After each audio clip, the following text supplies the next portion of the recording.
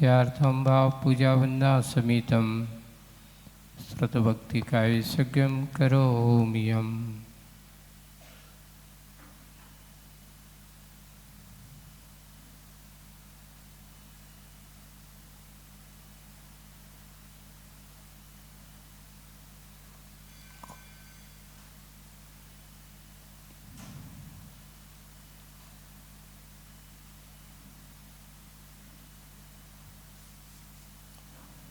कोटिशतं द्वादशैव कोटिर्लक्षान्यशीतस्तदिकानि चैव पञ्चाशदष्टौ च सहस्रसङ्ख्यमेतच्छतं पञ्चपदं नमामि। अरिहन्ते भासि यत्थं गणहरदेवीं गन्तियं सम्मं प्रणमामि भक्तिचित्तो सदनानमो वयं शिरसा।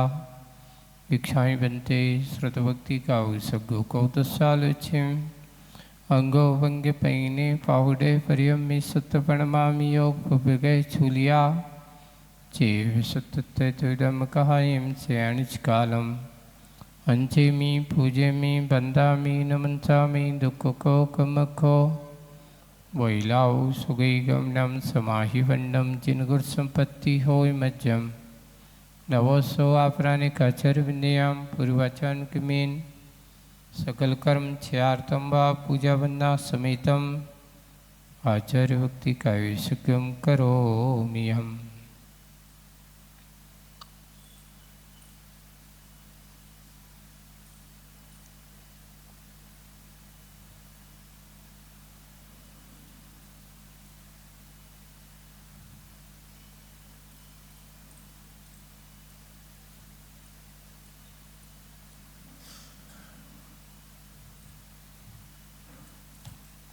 सृज्जलधिपारिगेभ्य सुपरमति विभावना पठमितेभ्य सुचरितपोनिधिभ्यो नमो गुरुभ्यो गुरुगुणभ्यः।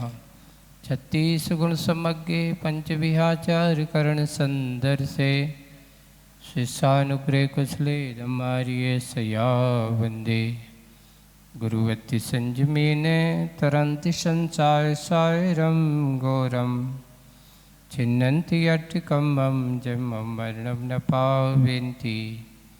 ये नित्यं व्रतमन्ते होमनिरता ध्यानाग्निहोत्राकुला षट्कर्मा विरतास्तपोदन्दना साधुक्रिया साधवा शीलप्रावरणा गुणप्रहरणा छन्दार्कितेजोदिका मोक्षद्वार कपाट पाट नविटा पीनन्तु मां साधवा गुरुवा पान्तु नो नित्यं ज्ञानदर्शननायकाः चारित्राणो गंभीरा मोक्षमारुपदेशिका।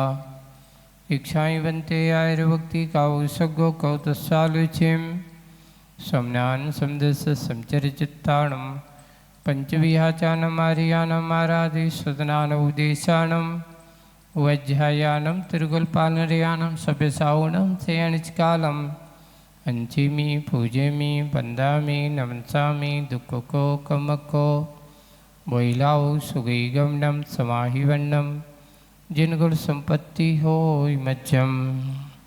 नमो अरिहंताणं नमो सिद्धाणं नमो आयर्याणं नमो वज्रायाणं नमो लोये सव्यसाहूणं। बोलो शासनिक भगवान महावीर स्वामी की। मूलनायक देवादिदेव 1008 श्री शंभुनाथ भगवान की।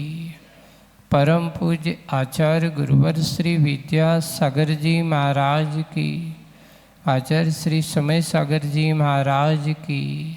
अहिंसा परमो धर्म की। बोलिए मुनि स्वामी अजीत सागर जी महाराज की जय। बोलिए मुनि संघ की जय।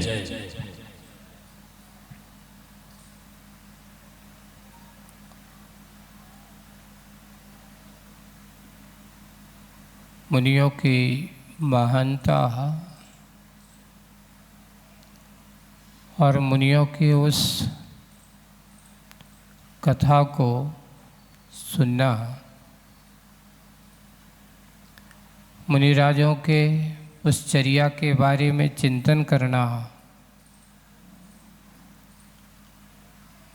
मुनिराजों का गुणगान करते हुए उस प्रकार की महान तपस्या की अनुभूति को स्वीकार करना बहुत दुर्लभ है।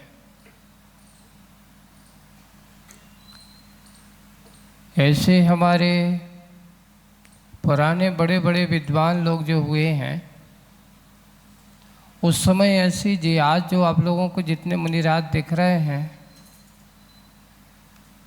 ऐसे मुनिराजों का दिखना उस समय बहुत दुर्लभ था। विषम काल था, परिस्थितियां ऐसी थीं, मुनिराजों के दर्शन बहुत दुर्लभ से होते थे। उस समय आप पुराने कवियों को, जब 15वीं 16वीं शताब्दी के समय के कवियों को उठा के देखो, यानी उस काल में मुनिराजों के दर्शन बहुत दुर्लभ थे। तो उन्होंने लिखा है, वे मुनिवर कब मिले हैं उपकारी। ऐसे ऐसे कवियों के गीत भी, पंक्तियाँ भी हैं। वे महाराज देखने को नहीं मिल रहा, आज मुझे ऐसे मुनिराजों के दर्शन नहीं हो रहे हैं। पंडित बनारसी दास जी क्या, उन्होंने भी अपने जीवन काल में मुनिराज और मुनियों के प्रति आस्था को बनाए रखा और कोशिश की कि मैं भी ऐसे मुनिचर्या को अपने जीवन में उतार सकूं, पर मुनि बनने की सामर्थ्यता, वो शक्ति नहीं जुटा पाए। क्यों? कि काश ऐसा माहौल नहीं होगा, उस समय इस प्रकार के मुनिराज देखने को नहीं मिलते होंगे। उन्होंने अपने नाटक समयसार का जब पद्यानुवाद किया, मुनिराजों की ऐसी चर्या और समयसार की ऐसी अनुभूति को लेने के लिए वे बंद कमरे में बैठ कर के मुनिराज का रूप धारण करके, वस्त्र आदि उतार करके, कि मैं भी ऐसे मुनिराजों जैसी अनुभूति को करूं। उन्हें प्रैक्टिकल किया, पर हुआ ये कि एक प्रैक्टिकल करना और एक यथार्थ में होना, दोनों में बहुत अंतर था। बंद कमरे में मुनिराज बनकर के बैठ भी जाते थे, पर जो परिणाम मुनिराजों के होते वो परिणाम नहीं हो पाते थे। तो उन्होंने एक पंक्ति लिखा है, एक दोहा लिखा है, करणी को रस ना चखो, करणी को रस ना चखो, आयो न निज को स्वाद, भई बनारस की दशा जैसे ऊंट को पाद। उदाहरण दिया उन्होंने, जैसे ऊंट का पाद, ना नीचे रहा ना ऊपर रहा, यानी ना मैं अच्छे से सही श्रावकत्व बन पाया और ना मुनित्व का स्वाद चख पाया। यहाँ पर मैं सोचता था कि कमरे में बंद करके करनी को रस ना चखो, मैं मुनि बन गया। मैंने सोच लिया कि मैं मुनि बन गया। कपड़े उतार देने मात्र से मुनि नहीं बन जाते, ये भी ध्यान रखना। कल हम लोग अष्टपाहुड़ भी उसमें टीका में पढ़ रहे थे, उसमें भी आचार्य भाव पहाड़ की उस गाथा में लिखा है कि अगर जब तक तुम्हारे अंदर भावों की परिणति में उस दिगंबरत्व के प्रति और अंतरंग में अगर तुम्हारे अंतरंग परिग्रह के प्रति आसक्ति परिणाम का त्याग नहीं है, तब तक बाहर के मुनि बनने से कोई काम नहीं होने वाला। मात्र बाहर से हम वस्त्र आदि का त्याग कर दिया और अंतरंग परिग्रह अगर तुम्हारे पास बना हुआ है, आसक्ति बनी हुई है, तो सबसे पहले बाहर दिगंबर तो हो तो अंतरंग में पहले मुनित्व के प्रति सच्ची श्रद्धा अभिव्यक्त होना चाहिए। अगर अंतरंग में तुम्हारे पास भावलिंग की प्रवणता है, भावलिंग अगर तुम्हारे पास है तो बाहर की द्रव्य लिंगता सार्थक है। अगर भाव में आपके प्रति समीचीनता नहीं है, समता रूप परिणाम नहीं है, तो बाहर की दिगंबरत्वपना से कोई मतलब नहीं है। तो वहाँ जो भाव पावड़ का सार ही बताता है कि सबसे पहले अपने अंदर के भावों की परिणति को उतारिए।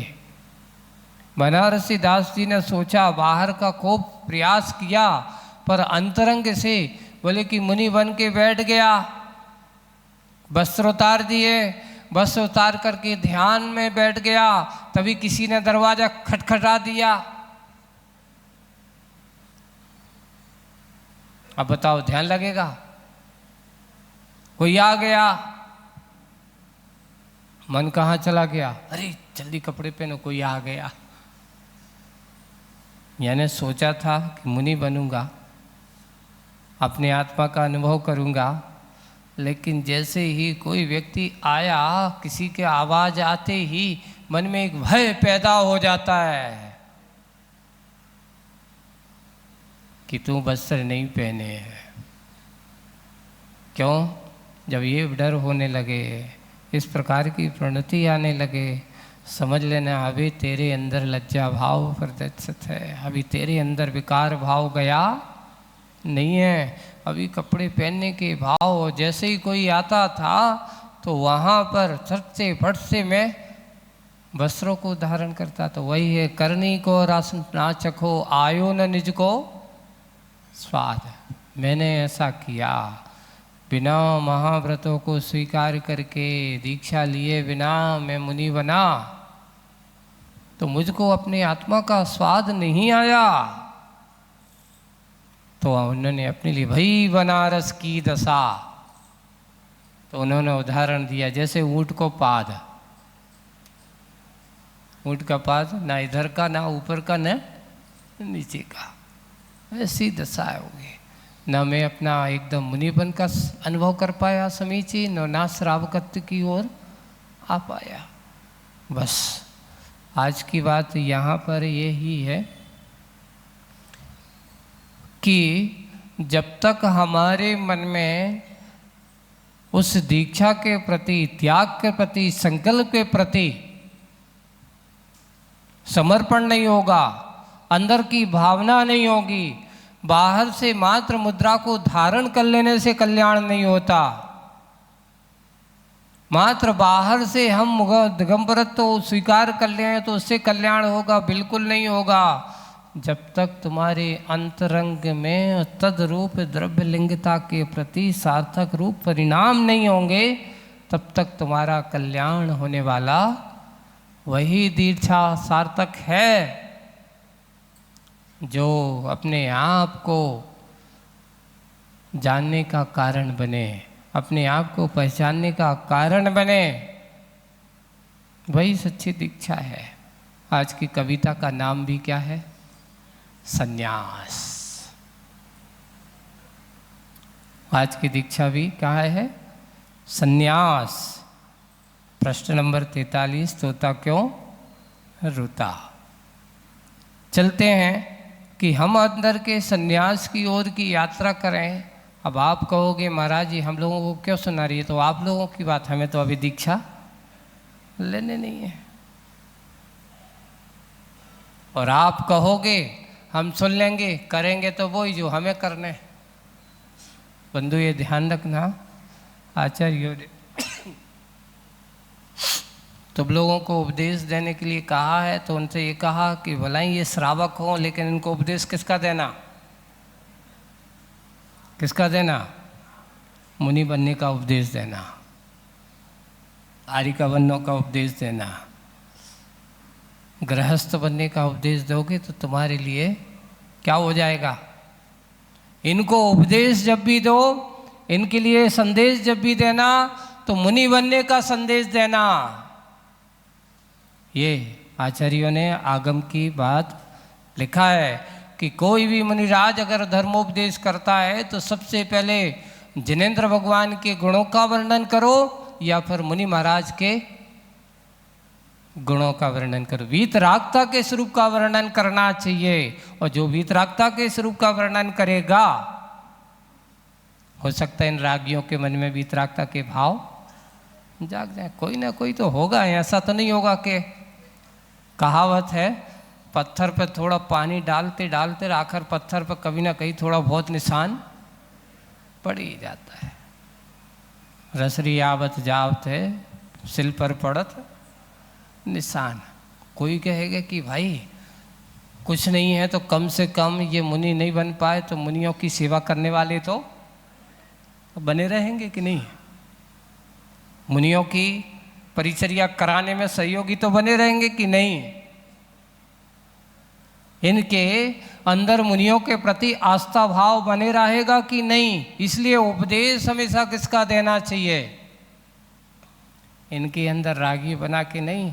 घर गृहस्थी में कैसे खाने पीना इसका उपदेश मत देना, क्योंकि ये सिखाने की ज़रूरत नहीं, उनको पता है, अनादिकाल से सब पता है। विषय भोगों की आदतें इनको आज से नहीं अनादिकाल से लगी हुई हैं। इनको इन आदतों से उठाना है तो सबसे पहले उपदेश दो तो मुनि बनने का उपदेश दो। आज ये संन्यास कविता है, देखिए आचार्य ने एक नया चिंतन दिया है, इसमें एक नई रूप में आपके सामने प्रस्तुत है कविता। पढ़ते हैं पहले। बहुतों के मुख से यही सुनता आया था, बहुतों के मुख से यही सुनता आया था, विश्वस्त हो यही गुनता आया था। क्योंकि जैसा सुना था और सुन करके उनकी बात को वही मानता, गुनता करता, बार बार दोहराना, गुनना, यही उसका नाम।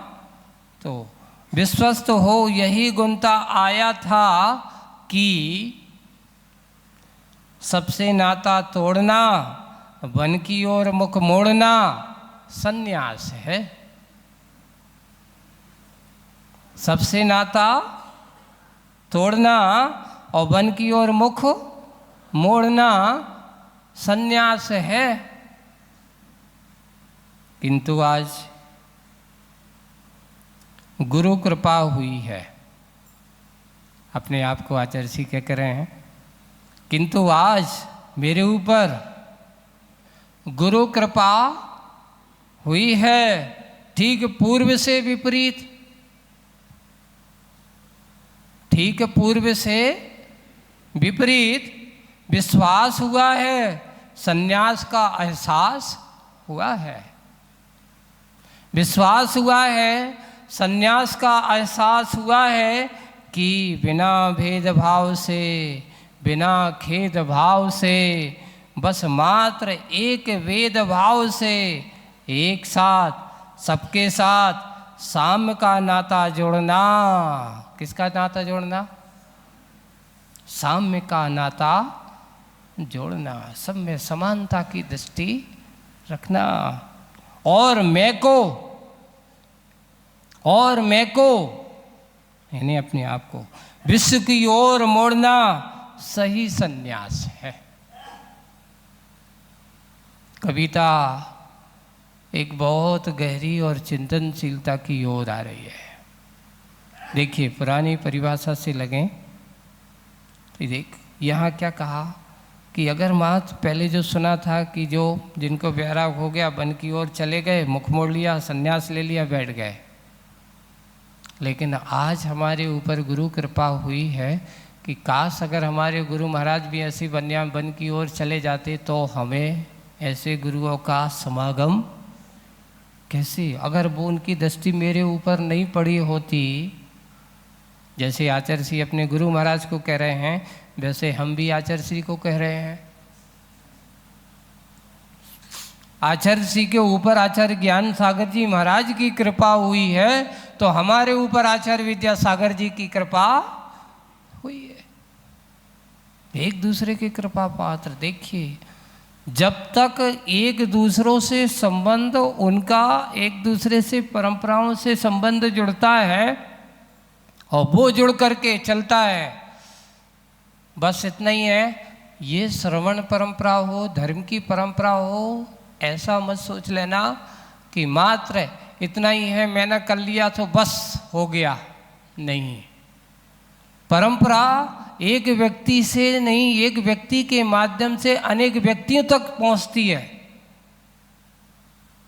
जैसे आप गौर करना, आपके बड़े बुजुर्ग घर पर रहते थे, जब आप भी कभी बच्चे थे, आपके पिताजी ने क्या कहा होगा, बेटा जा मंदिर जा, भगवान के दर्शन करके आओ। तुम जब छोटे क्या थे, बच्चे थे, उस समय आप बच्चे थे तो हमारे बड़ों ने अपना दायित्व तो समझा। उन्होंने कहा चलो पहले कहाँ जाना है, स्नान आदि करके सबसे पहले कहाँ जाना, भगवान के दर्शन करके आओ। मंदिर में महाराज जी हैं, धर्मशाला में महाराज जी के भी दर्शन करके आना। ये दायित्व हुआ।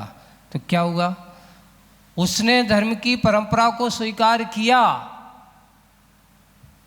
और उस परंपरा को आने वाली अपनी संतति को भी शिक्षण के रूप में, संस्कार के रूप में कहा। नहीं, पहले सबसे पहले कौन सा काम, भगवान के नाम का काम, सबसे पहले मंदिर चलना, उसके बाद फिर दूसरा काम करना।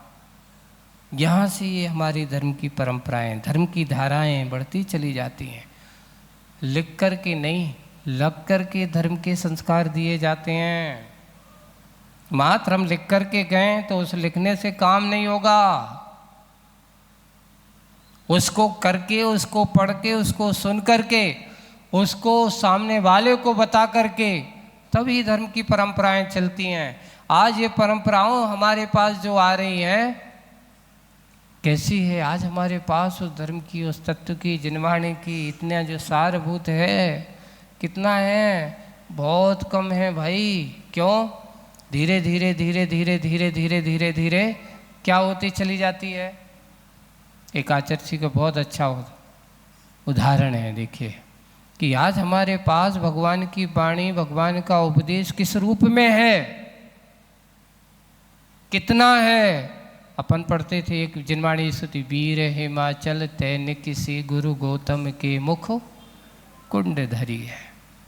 जो पुरानी जिनवाणी स्तुति उनको पढ़ना है तो उसमें है लिखा, तो सबसे पहले वीर हिमाचल, गंगा की एक कल्पना की है उसमें, है ना।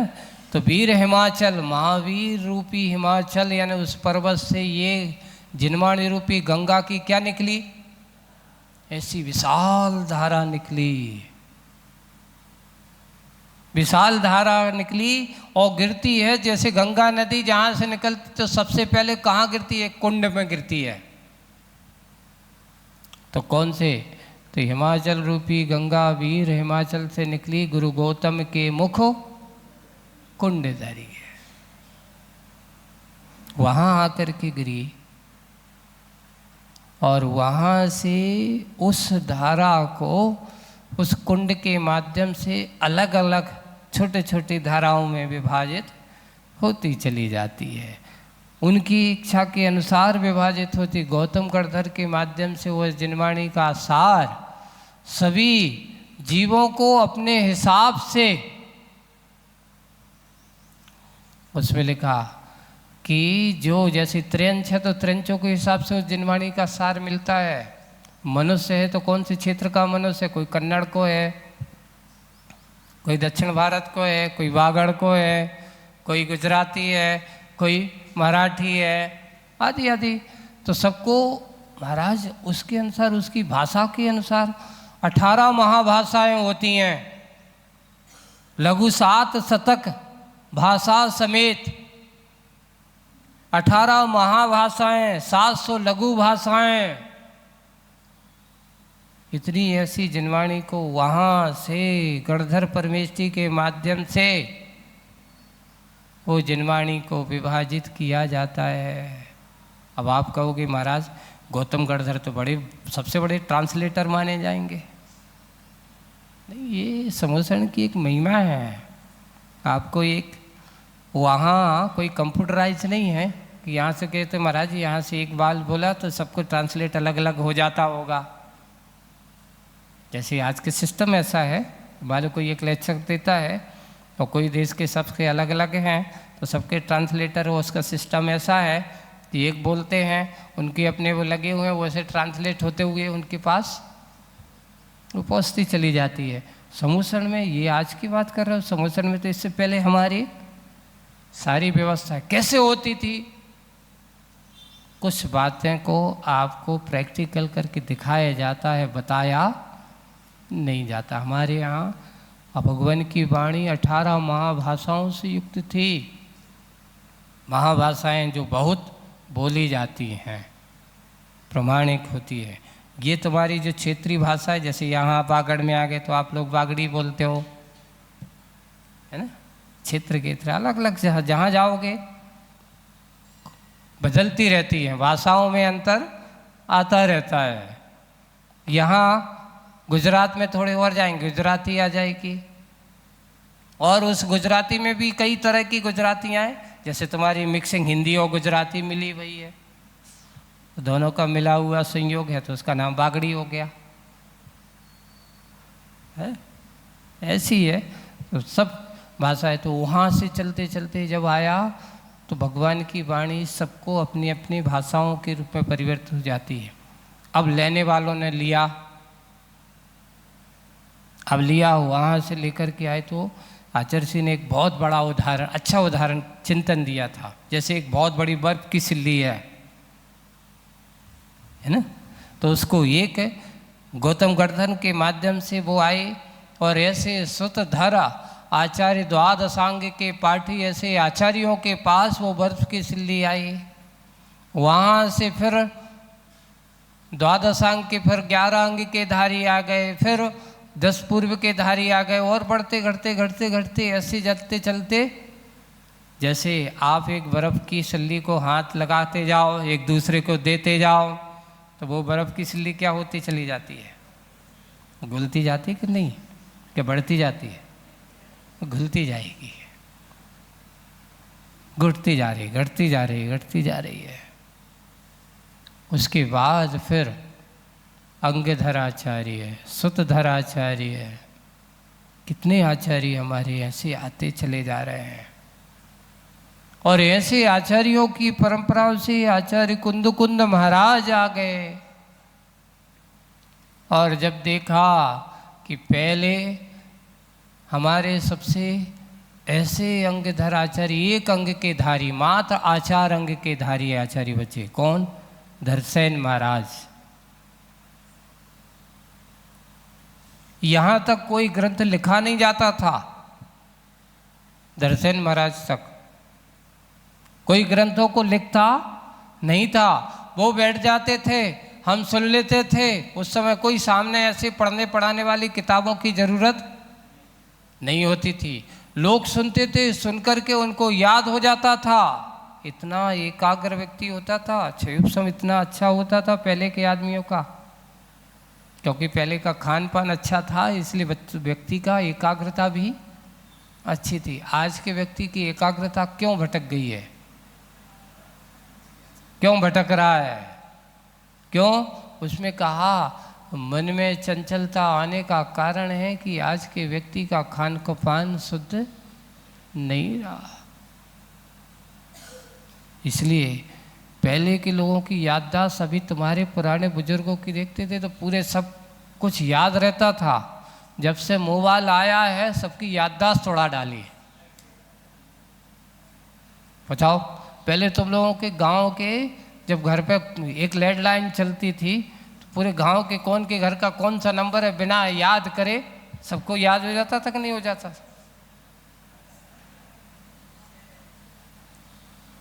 जब से मोबाइल आए तो मैं कितने नंबर याद है? तुम्हारे बेटे को नंबर याद नहीं होता। बेटे से पूछो, कहीं पिताजी को कहीं देखना पड़ेगा। क्यों? जो सब कुछ सेफ है। ये दशाएं हो गई। क्यों? हमने अपने आप की क्षेपसम की दशा ये बना डाली है।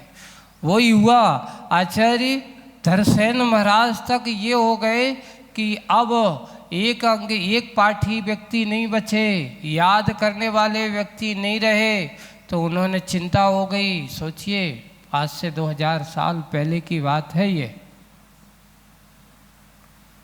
कम से 2-2.5 हजार साल, 2000 के देना चाहिए, धरसेन महाराज की बात उस समय की बात है। उस समय उन्होंने अब क्या किया कि भाई अब तो मैं बूढ़ा हो गया हूँ, लिखने की हिम्मत तो है ही नहीं है कि अब मैं इतना सारा जनागम लिख कर के दूँ।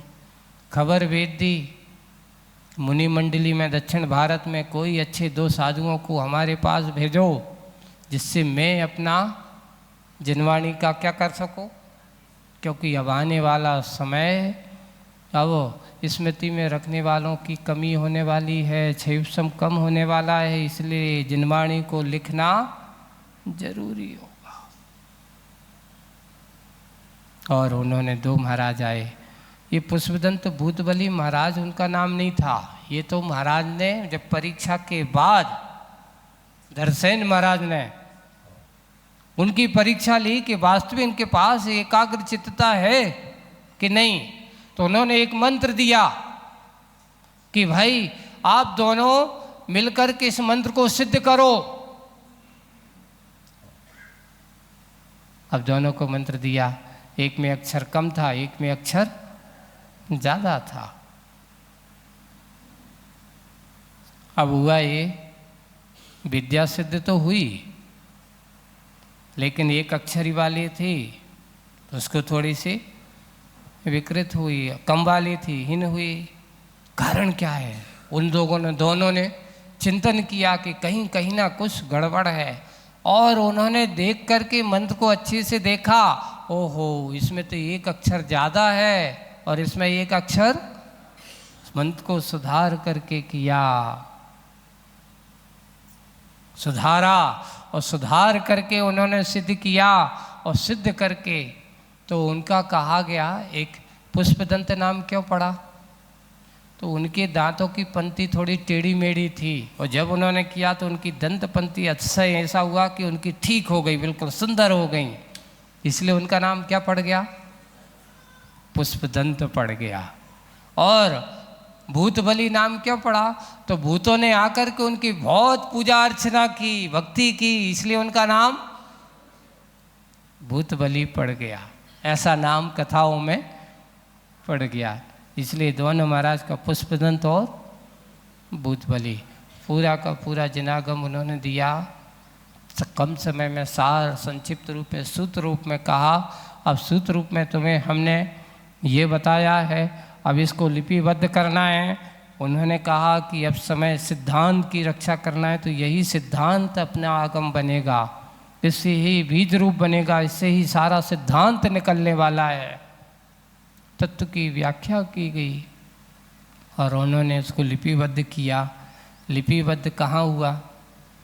देखिए यहाँ पास में ही अंकलेश्वर में। जब वहाँ से उन्होंने कहा कि देखो अब तुमने पढ़ लिया है, यहाँ से विहार करो, दोनों महाराजों का विहार करा दिया और वे अपने आप में ध्यान में लीन हो जाते हैं। उनकी समाधि गिरनार जी में।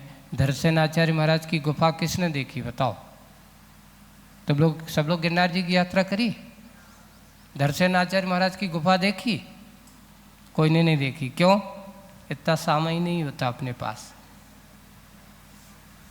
पहली टोक है ना, जैसे ही अपन जाते हैं ना जहाँ, वहाँ पर धरसेन आचार्य महाराज की थोड़े से नीचे पहाड़ के अंदर मंदिर के साइड में जाते हैं, वहाँ से नीचे उतरते हैं, वहाँ पर धरसेन आचार्य महाराज की गुफा है। जब आचार्य श्री के साथ में गए थे हम लोग, उस समय देखा, ओहो कितना सुंदर दृश्य है। यहाँ बैठ कर के पुष्पदंत भूतबली महाराज को धवला पढ़ाया।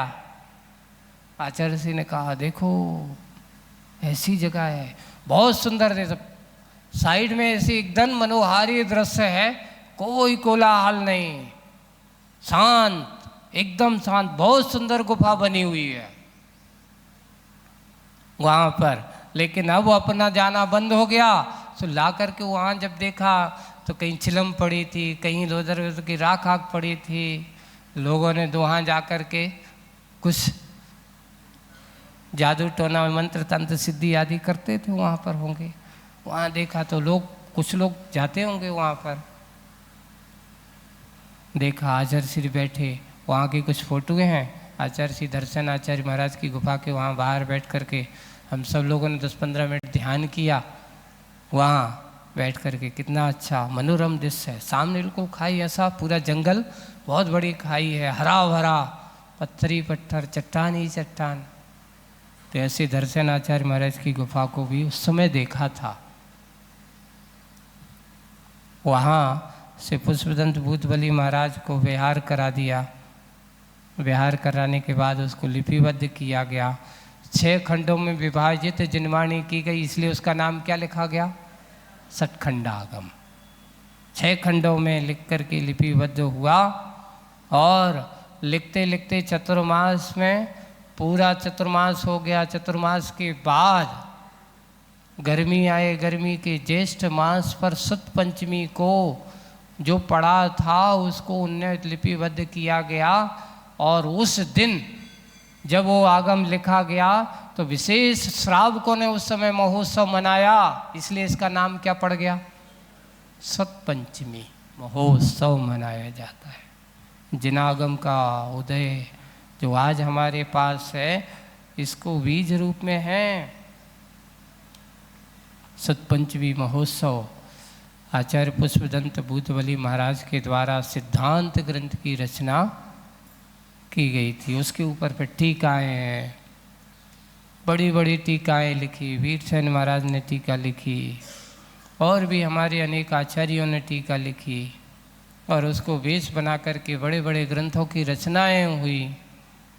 ऐसे सिद्धांत ग्रंथों को रचने गए। तो ये आज हमारे पास जो है इतना भंडार था, आपको स्था है। जैन आगम की दृष्टि से देखते हैं, जैन शास्त्रों के इतने बड़े भंडार थे, इतने बड़े भंडार थे कि उस समय कुछ लोगों ने विद्वेष भाव के कारण से हमारे शास्त्रों को जला दिया। राज शासन आदि होते थे और उस समय देश भावना रखती तो कहते 6-6 महीने तक शास्त्रों की होली जलाई गई, लगातार चलते रहे। अब आज हमारे पास जो कुछ बचा है तो बंधु आचार्य जी कह रहे थे भैया वो सिल्ली आते आते हमारे पास क्या है, अब सिल्ली तो बची ही नहीं, अब तो थोड़े बहुत हाथ गीले ही हैं। बाकी जिनवाणी अपन सोचते कि हमारे पास बहुत है, तो उन्होंने कहा नत्थी आगम जो कैसा है, आनंद बहुत है, इसका पार नहीं है। अंतो नत्ति सुदीनम कालो थोवो वयम च दुमेहा। ऐसा आचार्य पुष्प का नाम उसमें पंचसिकाय में गाथा टीका में आई है कि बहुत अंतो नत्थि सुदीनम, सुद का कोई पार नहीं है, इसको पार पाना अपन सीमा नहीं है। आज हमारे पास है क्या? बहुत कम है। हमेशा अपने आप को उसमें लगाए रखता है, ऐसे ही उसको पाने की चेष्टा करता है। साधु हमेशा ऐसे गुरुओं की कृपा, अगर जिनवाणी का सार अगर होता है तो कहाँ से मिलेगा? ऐसे गुरुओं के माध्यम से। अगर पुष्पदंत भूतबली को धरसेन महाराज वे भी उतने जंगल में बैठे रहते, चले जाते, तो आज तुम्हारे पास इतना बड़ा सिद्धांत का सार तुम्हारे पास नहीं होता।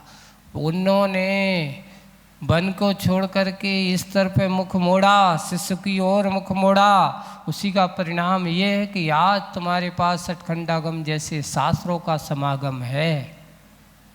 अब पढ़ने वाले नहीं हैं, अब तो आप उनको नमोसी कर लो, इतनी बहुत है। उनको पढ़ने के लिए विशेष पात्रता चाहिए, विशेष मन का संकल्प इस प्रकार का होना चाहिए। ऐसे हर किसी के हाथ लग जाए तो समझ से परे होता है। ऐसे ग्रंथ होते हैं वे। आज यही है कि मात्र उनकी आचर्षी का ये संबंध कि गुरु महाराज ने मेरे ऊपर कृपा की, उन्होंने मुझे अपना ज्ञान दिया, ज्ञान के दास संयम का दान दिया, और संयम का दान दे करके मेरे लिए एक बात ही सही संन्यास का एहसास कराया। सही दीक्षा वही है जहाँ किसी प्रकार का कोई भेदभाव ना हो। दीक्षा की परिभाषा यहाँ दी जा रही है, जहाँ खेद भाव ना हो, एक भेदभाव ना हो और खेद भाव ना हो। खेद भाव कैसा? अरे भैया दीक्षा तो ले ली, अब यहाँ बैठे बैठे क्या करें। मन में ऐसा नहीं कि हमने गलती तो नहीं कर दी, यहाँ मन नहीं लगता है। ऐसा अगर मन में विचार आए, खेद भाव हो रहा है, तो वो दीक्षा कोई काम की नहीं है। दीक्षा लेने के बाद आचर्षी का एक ही काम होता है। हम लोगों को बार बार आचर्षी कहते थे कि ध्यान रखना, एक चिंतन हमेशा याद रखना चाहिए, हमने घर क्यों छोड़ा। प्रश्न हमेशा एक बना रहना चाहिए, हमने दीक्षा क्यों ली। खेद भाव के लिए नहीं, भेदभाव के लिए नहीं। हमारे मन में ये होना चाहिए कि जिस दिन हमने दीक्षा ली, निरंतर हमेशा उत्साह होना चाहिए कि मेरे अपने व्रत लिए कहीं इन व्रतों में कोई दोष ना हो। हमेशा कभी भी हो। एक सूत्र और बार बार कहते थे दीक्षा में, इसको याद रखना। और जब हम प्रतिक्रमण करते हैं, अपने व्रतों का चिंतन करते रहना चाहिए कि मेरे ये व्रत हैं, मैंने ये ऐसा संकल्प किया है, हे भगवान अगर इस मेरे व्रत में कोई दोष लगा हो तो वह दोष तस्मिच्छामि दुक्खड़म। ये भाव होना चाहिए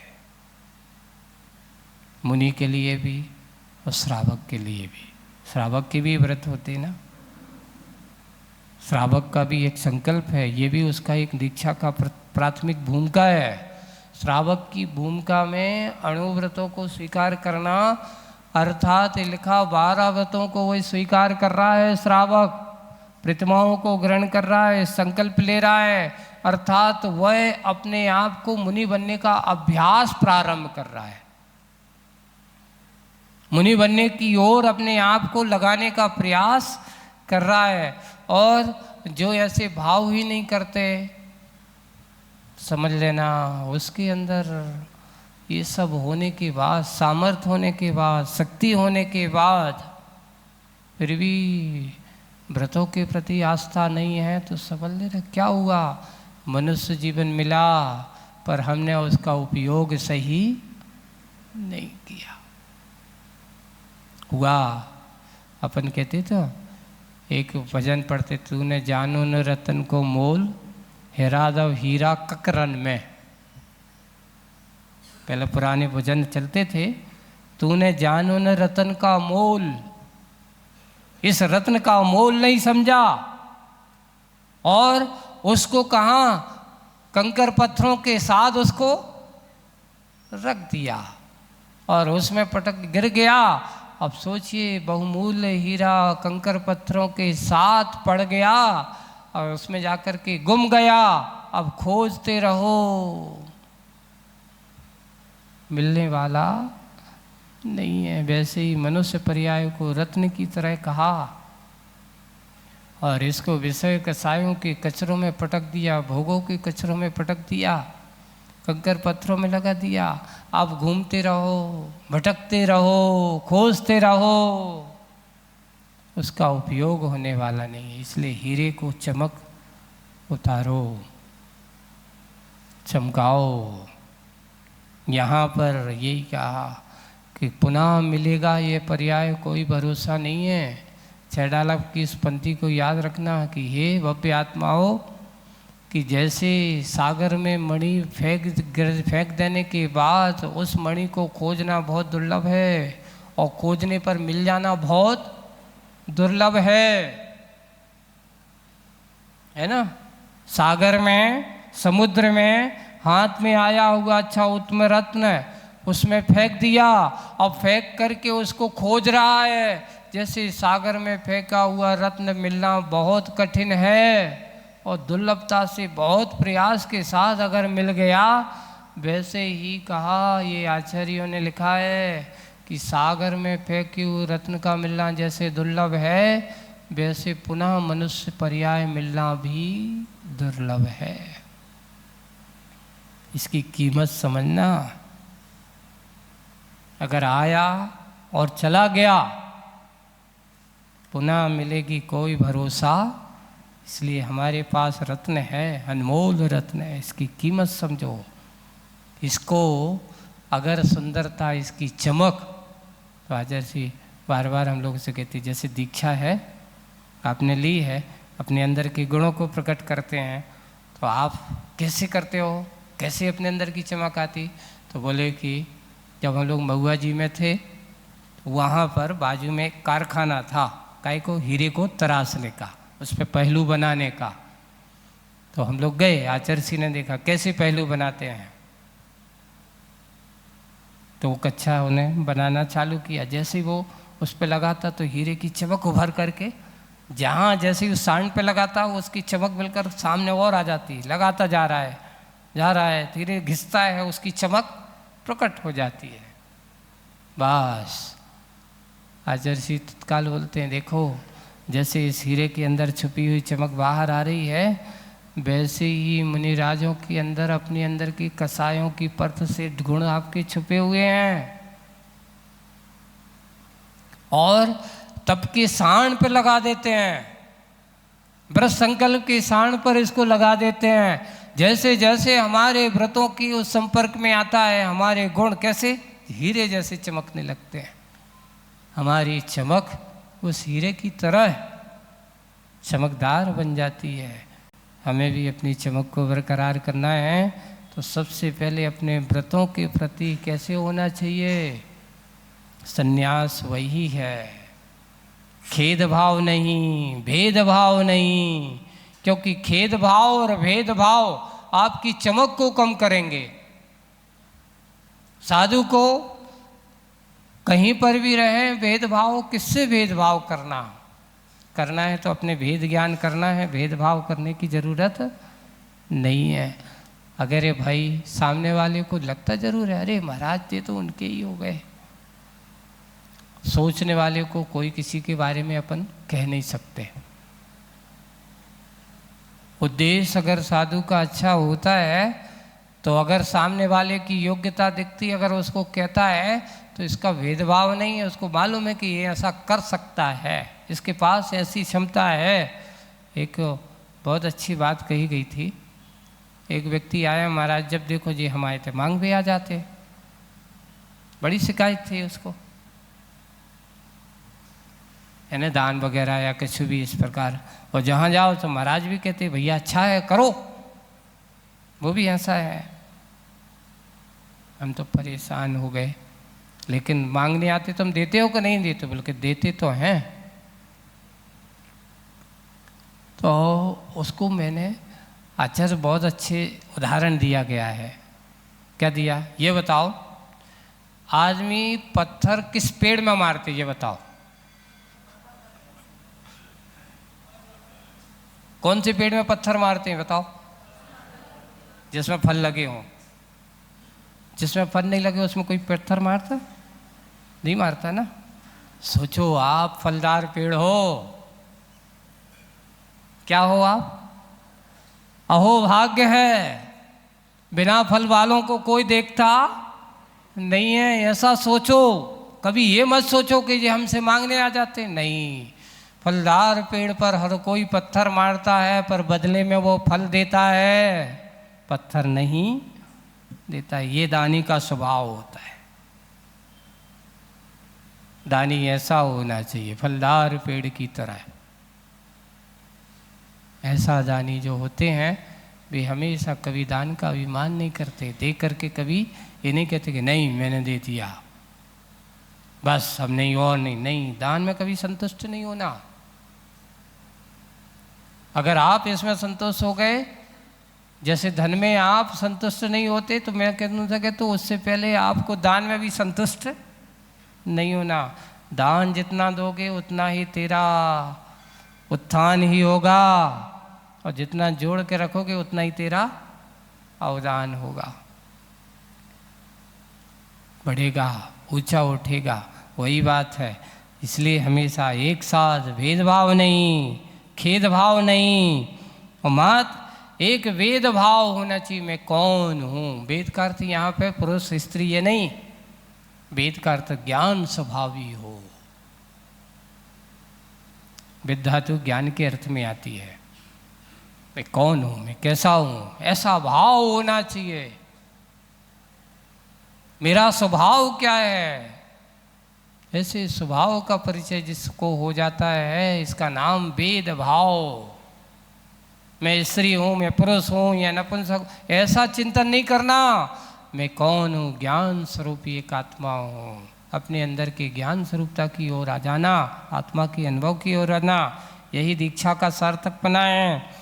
वेद भाव से एक साथ, सबके साथ साम्य भाव का नाता हो।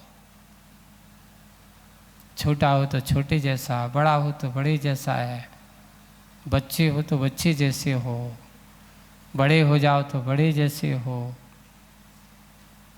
जहाँ जैसे वैसे हो जाना है। इसका कहते हैं साम्य भाव। और मैं को विश्व की ओर मोड़ना ही, यानी सब में ऐसा एक पना, किसी को देख कर के ये भाव नहीं करना, अरे एक सामान्य से जीवात्मा, सब में सब में अंदर ऐसा मुनिपना विद्यमान है, सबके अंदर ऐसी क्षमता है। हे भगवान, इनको देख कर के ये भाव बना कि आज मेरे भाव, मेरे अंदर वेद भाव, तो ज्ञान तो हो गया, तो मैं तो बन गया। मैं ऐसा चाहता हूँ कि यहाँ जितने बैठे इनके अंदर भी ऐसा ज्ञान हो जाए, ये भी संसार की मोह माया छोड़ करके सबके सब मुनियारी का बन जाए महाराज, तो एक खड़ा हो जाएगा। जैसे ऐसे कहा, मैं तो यही चाह रहा हूँ कि सबके सब मुनि बन जाए। एक खड़ा हो गया महाराज, अगर आपकी बात को सबने स्वीकार कर लिए, सब मुनि बन गए, तो इनकी व्यवस्था कौन करेगा? इनकी व्यवस्था कौन करेगा? इनकी आहारचर्या कौन कराएगा? इनका विहार कौन कराएगा? इनका और भी आवास व्यवस्था, सबकी सब मुनि बन गए, तो आपकी बात मान ली। तो मैंने कहा, माने तो कितनी मानते हैं, और इतना है कि जो ऐसा सोच रहा है वो तो कभी मानने वालों क्यों? जो पहले व्यवस्था की सोचता हो, उसकी अवस्था कभी मुनि की हो ही नहीं सकती। मुनि की अवस्था तो वो होती है जो कहता है व्यवस्था नहीं, व्यवस्थित हो जाओ। मुनि कभी व्यवस्था के बारे में नहीं सोचता कि क्या व्यवस्था है हमारी, कैसा होगा, नहीं। जो अपने आप में व्यवस्थित होकर के जीवन जीता है, उसका नाम मुनि होता है, व्यवस्थाओं में नहीं। इसलिए विश्व की ओर मुड़ना, सब में एक समानता की दृष्टि से देखना सही सन्यास है। आज की कविता का सार सन्यास की बात।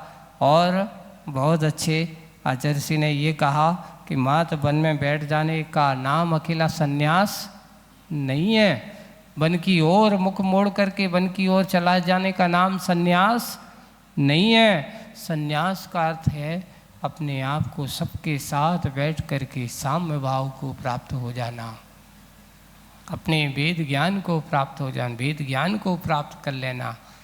यही सबसे बड़ी दीक्षा का उपक्रम है, जो हमें गुरु महाराज की कृपा से प्राप्त हो गया। आज हम सब भी धन्य हैं कि ऐसे गुरु महाराज की, उनके ऊपर कृपा का पात्र उनके ऊपर हुआ, उनने हमारे ऊपर की, और उसी कृपा का प्रभाव है कि हम भी अपने आप को धन्य समझते हैं। और ऐसे ही धन्यता के भाव सबके जीवन में मिलते चले जाते हैं। सार्थक पहलू यहीं से है। इसलिए गुरुओं के द्वारा, महापुरुषों के किया हुआ उपकार कभी भुलाया नहीं जा सकता, और भूलना भी नहीं चाहिए। जो भूल जाए तो सब समझ लेना वो सबसे बड़ा भक्त नहीं है, कम वक्त जरूर है। क्योंकि जो गुरु को भूल जाए वो कम वक्त है। और भक्त कौन है? जो अपने प्रभु और गुरु को हमेशा याद रखे। कहीं भी काम करे, कोई भी काम करे, सबसे शुरुआत करे तो सबसे पहले किसका स्मरण करे? उसको कहते हैं भक्त। और कम वक्त कहता है कि अरे हो तो गई, कौन करे, समय नहीं है। तुम तो सीधे ऐसे व्यक्ति हमेशा सफल क्या वो नहीं आते। सफल वही होते हैं जो अपने गुरु और प्रभु को हमेशा स्मरण करते रहते। आज का क्लास का यही बस। बोलिए परम पूज्य आचार्य गुरुवर श्री विद्यासागर जी। जिनवाणी स्तुति। मिथ्यात्व में नाश भी को, ज्ञान के प्रकाश भी को, आप पर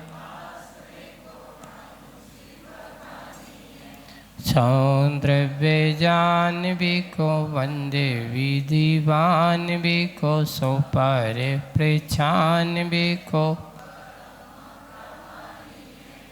अनुभवताय भी को, जीव के जताय भी को, काऊ न सताय भी को, भव्य हो